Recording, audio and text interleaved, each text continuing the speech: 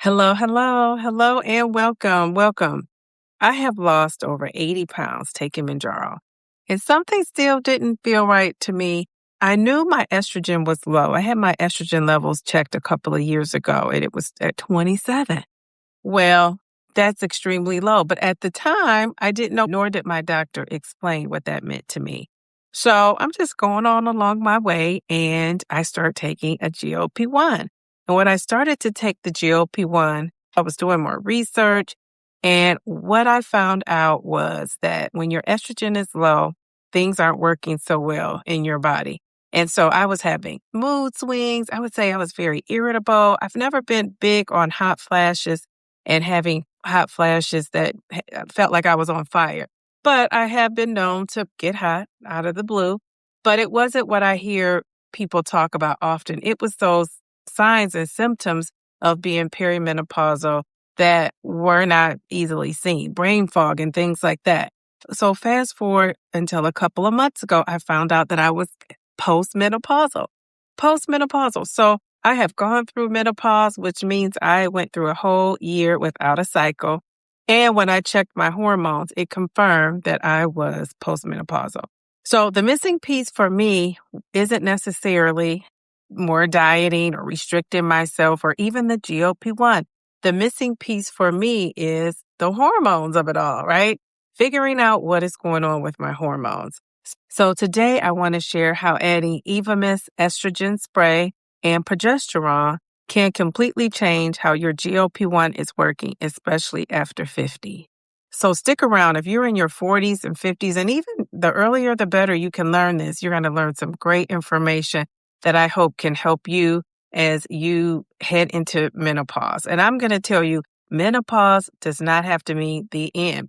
Menopause can be the start of a beautiful relationship that you're going to have with your body because you're actually going to give it what it needs, which is the hormones that it's missing.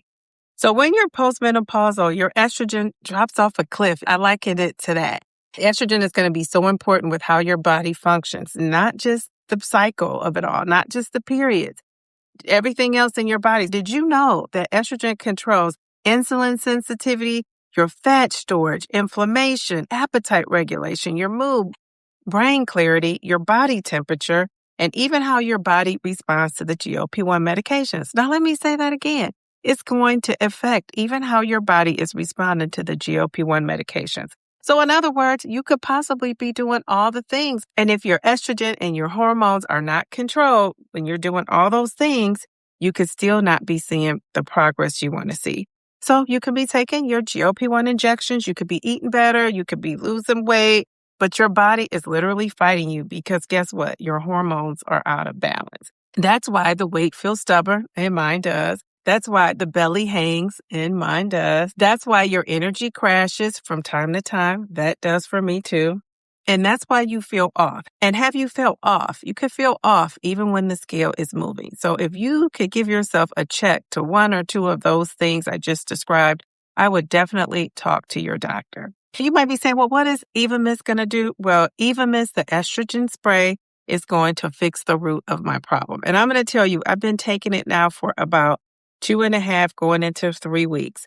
So this estrogen spray is supposed to improve insulin sensitivity, lower my inflammation, unlock fat cells so that the GLP-1 can actually do its job, reduce the hot flashes, improve my mood and brain clarity, which I'm looking forward to that, and help regulate my appetite signals. And isn't that the whole reason why we're on the GLP-1, right? To help us with that, because our brain is not functioning in that capacity like someone else's brain that has theirs regulated. Whatever I can do to give that extra boost to my body and the GLP-1 to help it do its job, I'm going to do that. Now I'm praying that my body will work with the medication instead of against it. So if this is your story and you can relate to this, I hope you're following along. I'm going to also share why I need to be taking progesterone.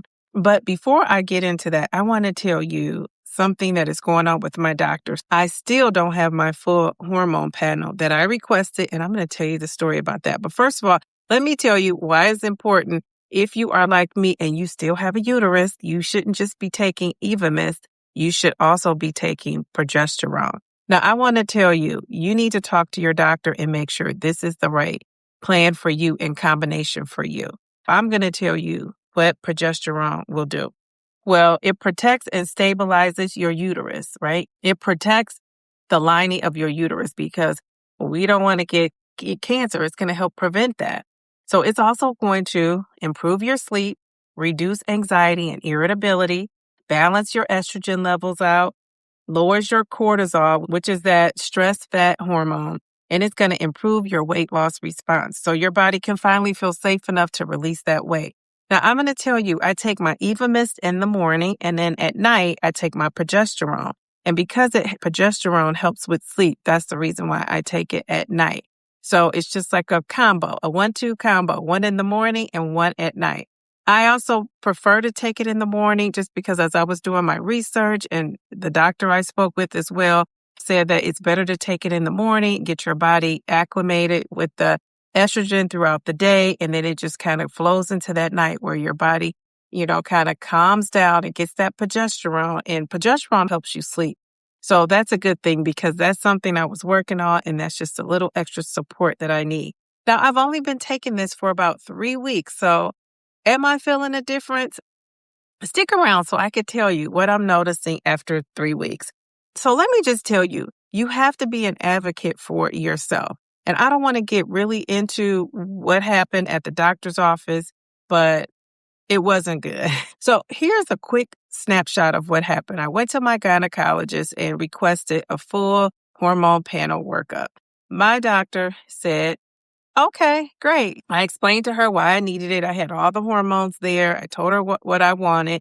And I have a video up. If you really want to see the story and exactly how all that went down, I'm going to put the video up. Go back and watch that. That's an important video because that is what led me from my gynecologist, who I love and adore for so many years, to finding someone else that specialized more in menopause. So I left my doctor's appointment, headed to the lab, thinking I was getting a full hormone panel workup. I mean, look at this. I had all the hormones listed. I had questions that I asked. I had data that I had collected. So I had everything that I thought we were on the same page. And when I go to the lab, the lady tells me, no, you only have, I want to say it was the 2 hormones she did test was my FSH, the follicle stimulating hormone, and the luteinizing hormone, LH. And I think she did that because those would tell her if I was post-menopausal or not. But I'll put up the exact hormones that she tested for. But none of this full hormone panel. So I went back to see before I took the blood because I thought, let me go and see what is going on with this lady. Did she make a mistake? Did she misunderstand me? And she flat out refused. So that just led me to another doctor. When I get to the other doctor, I had to wait a couple of months to get in. So I just was in December. This all happened, I want to say, in August, September. I can't remember the exact date. But it took me some months to get in with this specialist. I get in with the specialist, and I'm thinking, okay, this lady specializes in menopause. Now we're talking. Well, I get in there, and she also refuses my full hormone panel. I mean, what in the world? So we just started going back and forth, head to head. I mean, we were just in a back and forth. And one of the things I said to her is, why would you refuse me if I'm asking this? And she said, well, we don't need to know what your levels are in order to treat you. And I'm the expert. And I said, you might be the expert on hormones in general, and what you do on a day-to-day, but I'm an expert on me and my body and what I'm feeling. And I'm also an expert on what I want and what I need. And what I want to know is where my levels are. And she says, well, that's not going to help determine what we do. I'm still going to treat you for your symptoms. And she wanted to focus in on the symptoms. I really thought this is a moment for me to advocate for other women and not just myself, because I wanted her to explain herself. Why would you deny a patient who's asking? And I flat out said to her, why would you deny a patient who wants to know where her hormone levels are? What difference will it make to you for me to know that? And she said to me, well, what difference is it going to make for you to know? I'm still going to give you the same thing. And I said, well, because I want to know. I want to know where my levels are. It's my body. It's my information. And she said, well, let me give you a scenario since you're an educator. She's like, give me a minute. Let me think how I can make you understand this, how I can explain it to you. So we sat, it was kind of uncomfortable. We sat for a moment and I gave her time to think of something. And I mean, literally, it took like 3 to 4 minutes. And she said, I'm sorry, I'm still thinking. She would tell me from check in. And, when you're sitting quiet, 3 minutes to 4 minutes sounds like a long time. So I'm waiting, waiting, waiting. And so she says to me, if there was a parent who was requesting for their child to be tested for gifted or being super bright, and you knew that they would not qualify, and she said, knowing taking this test, even if they qualified, there was nothing else you would do different. It wouldn't make a difference. Would you give the parent the test? Would you give the child the test? And I said, I'm glad you asked me that because that's a scenario that's happened to me at least once every year. And yes, we do. I said, yes, I would, as a teacher, go ahead and give that parent what they wanted. And yes, my district would also do that. And the reason why is because that is their parent. That's their right to know. Unless the parent is asking something totally unreasonable, out of left field, we honor a parent's request. I said, so now what? And she says, well, you don't need to know because your hormones fluctuate anyway. And I said, well, maybe they're more settled now because I'm post-menopausal. She says, well, that's probably not true. I said, well, the fact that my hormones are fluctuating, does that mean I don't need to know where they're at this moment? That doesn't exclude me still wanting to know. I said, and then I also have something to compare it to, my estrogen levels from years ago when it was a 27. And she said, well, again, we treat on the symptoms. And I said, you also weigh me when I come. So every time I go to the doctor, I get weighed. Even when I came here, I get weighed. I said, you're weighing me and my weight fluctuates every time I'm at the doctor. My weight fluctuates every day. My weight fluctuates every time I eat.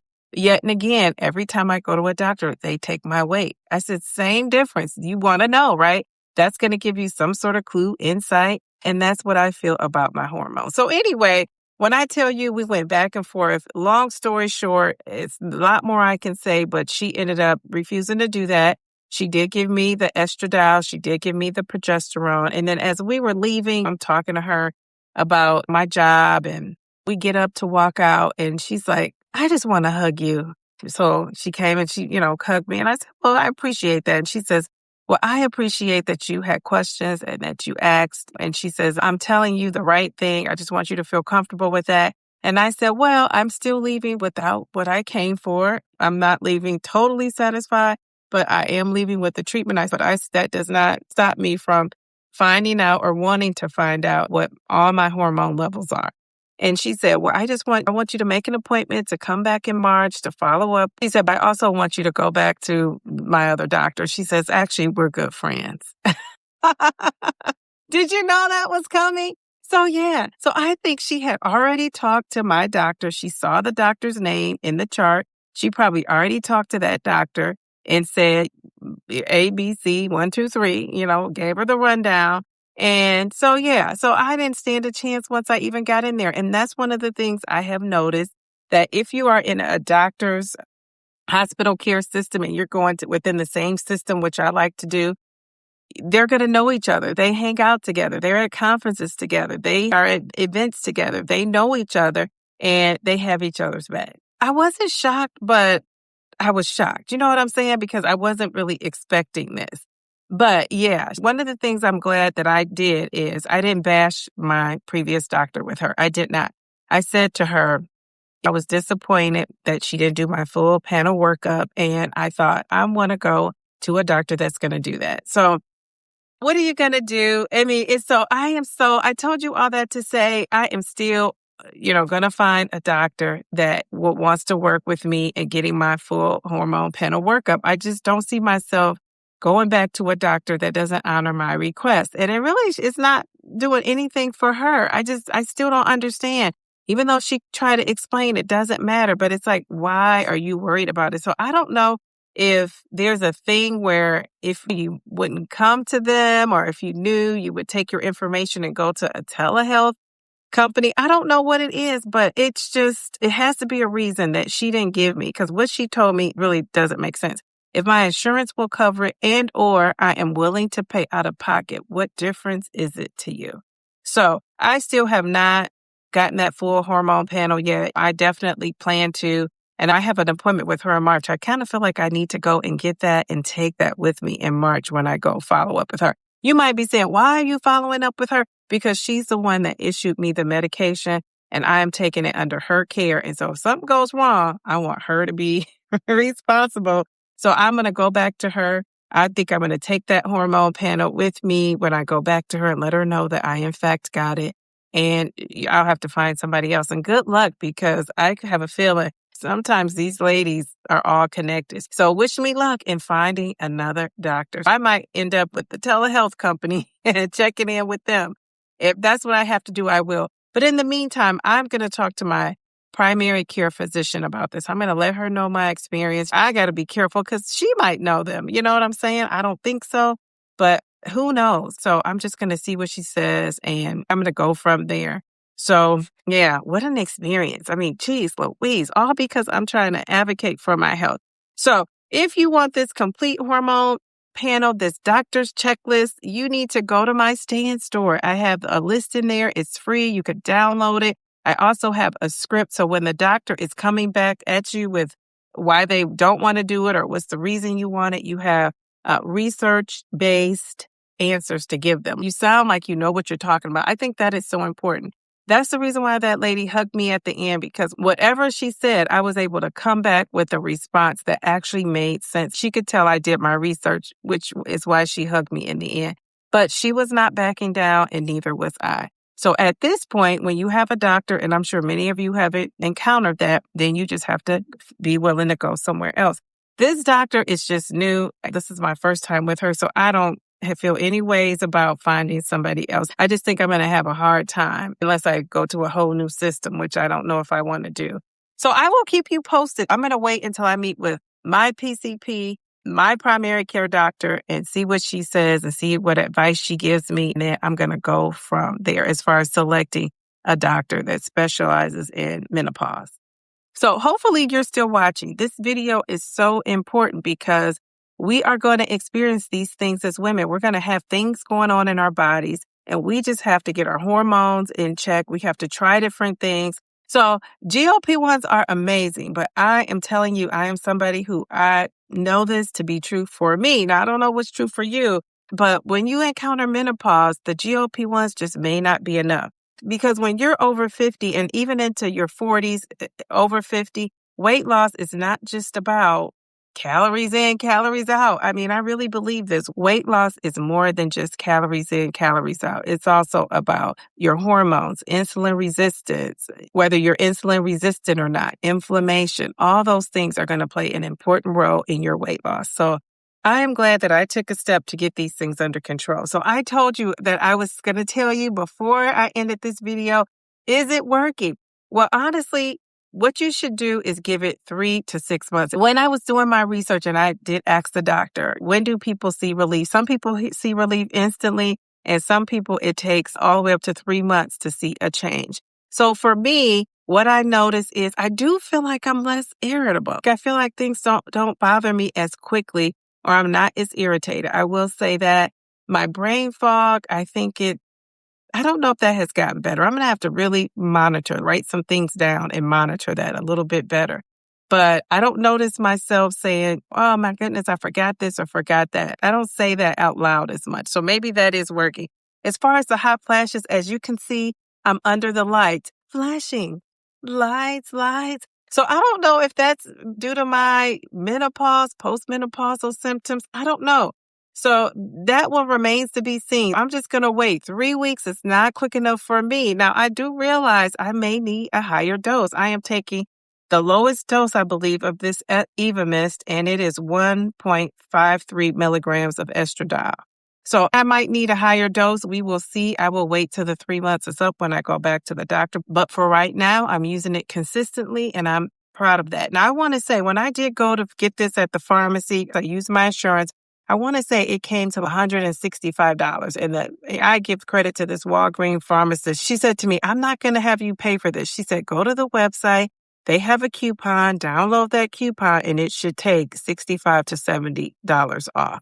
So she told me where to go. I did it, downloaded it, showed it to the lady, and sure enough, it took off $60 or $70. I can't remember. But anyway, it was half the price. I don't think I paid over $70 for it. So whatever that discount was, it was right on time. So shout out to her because she could have not told me about the coupon. So ask about the coupon, look it up if you decide to go with Evamist. So again, I am not a doctor, so check with your doctor. Make sure this is appropriate for you because your plan could be totally different than mine. They not only have sprays, they have gels, there are creams, there are other things that you can try. I want you to try something you think may work for you with the help of your doctor. What I'm trying may not work for you, so I'm just letting you know what I'm doing. I want to make that clear because I don't want to make this video seem like it's an endorsement for you to go out and get Evamist and take some progesterone. It might not be for you. So you will see if it's for you.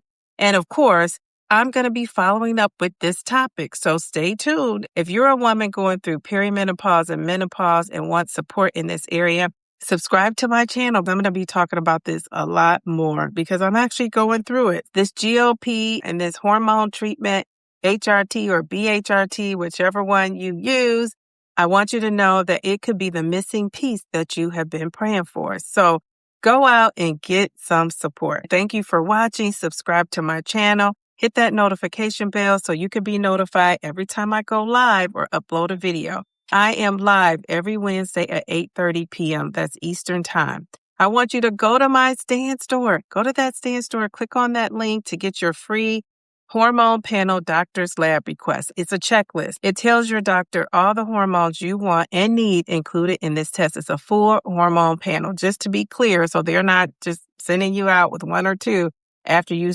ask for this whole workup. So you can actually show them this. I also have a script that's going to help guide you through a discussion, an educated discussion with your doctor, because I'm telling you, they pay more attention and they respect you more when you come in armed with information. So good luck, and don't forget to download those things. I have a group called the Downsizing Diva, GLP-1 and Beyond Inner Circle. It's a private group that's off YouTube. We're there supporting each other. We're talking about this, hormones, menopause, anything that the ladies want to talk about and anything that can support them on their health journey. We are going to be discussing it. So if you want to join that group and check it out, see what it's about, the link is in the description as well. Finally, take great care of yourself and advocate for yourself. And remember, slow and steady wins the race. Just don't quit.